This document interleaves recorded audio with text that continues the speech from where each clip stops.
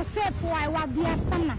وحي سوس علو سكانة أنا ماشان جيروا نوخرن أريا نوخرن كي معدنا دي برتاسا كتوغنينا ورك إسين waxaan leeyahay horta dhaxal awowga leeyahay iskama qaabo. السلام عليكم ورحمة الله وبركاته. سوري هذا صاحبي على مقالك سيشار قراية مركز كورة صومر تعطيت واحد كاو سنة تعوض مقالكم مركز تشار قراية سوني ميلاد قاعد دون إن شاء الله بدنا كريم. سوري هذا واحد دنيا ما عندنا كهلا ما عاو إن كهلا أرنت أوجدي حكم من أعطوك السلامية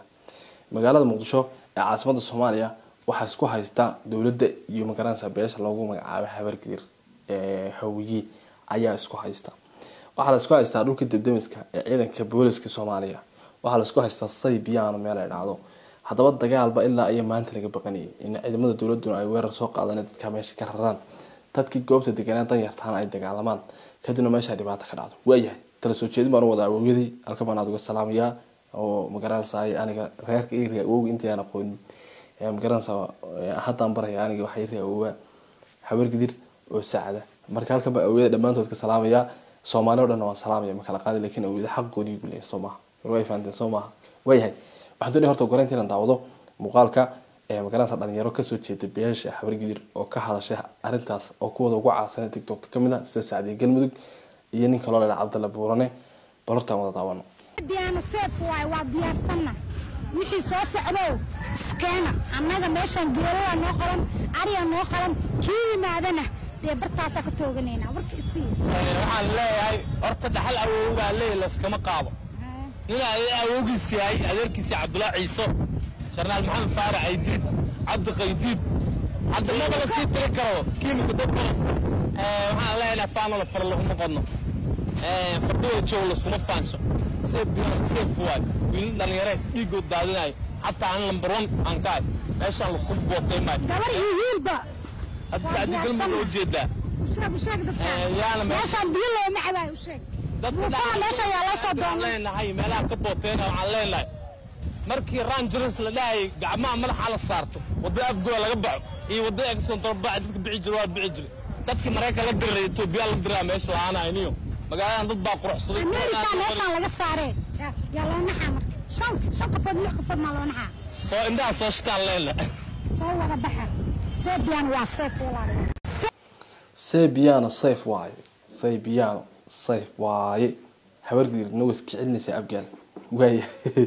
waxa weeyaan ciwaanka muuqaalka way faatay soo baxa Saybiyaano Sayf waaye habar gidir noo iska cilnaysa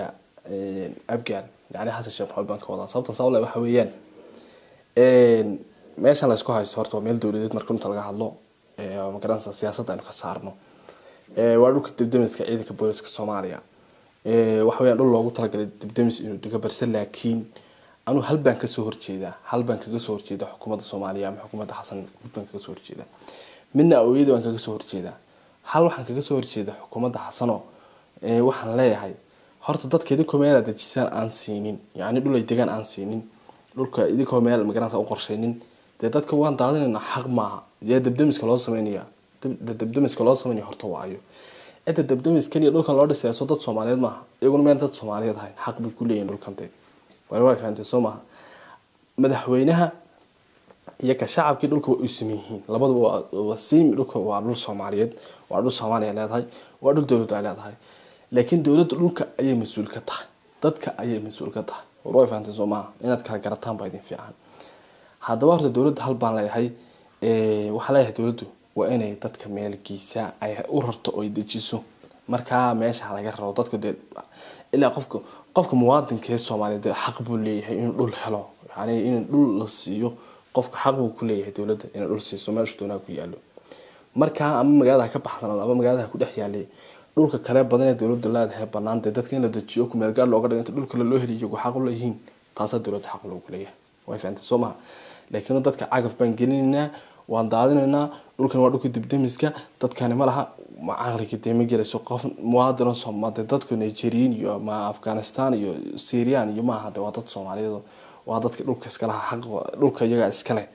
laakiin dhulkii dawladda oo baahday maahno waa in dawladda dhulka ay u bedeshaa dhulka la siisaa dadkii maadaama muwaadiniin Soomaaliyeed yihiin qofka muwaadinka xaq wuxuu leeyahay inuu abni helo inuu caafimaad helo inuu biyo helo iyo inuu hada hantiyo dhul dego isagu leeyahay helo inta xaq waa dawladda loogu yahay dawladda taa horta fahanto dadkuna taa fahmeen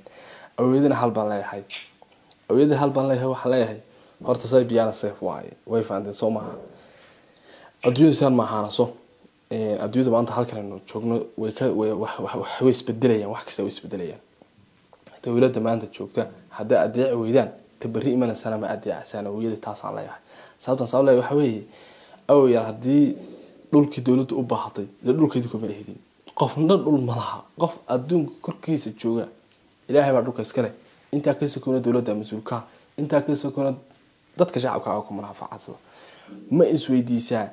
sababta adduunka qofka cashuur looga qaado ma isweydiisaa qofka hantida la sababta cashuurta laga qaado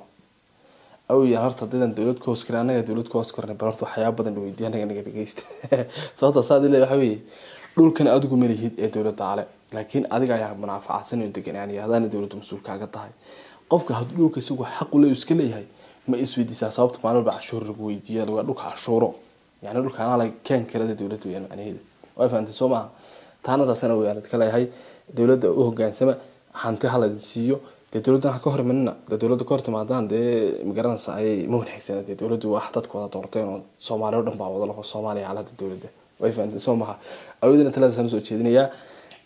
anigu waxaan ku hadlaa afka ummadda Soomaalida af qabiil kuma hadlayo laakiin awgeeda gar iyo gar darabin aan taageer xaq way ku leeyihiin aad iyo aad baa mahadsantii saaxiibada ku mahadsantii joogitaanka inay kamidashiina soo dhawaada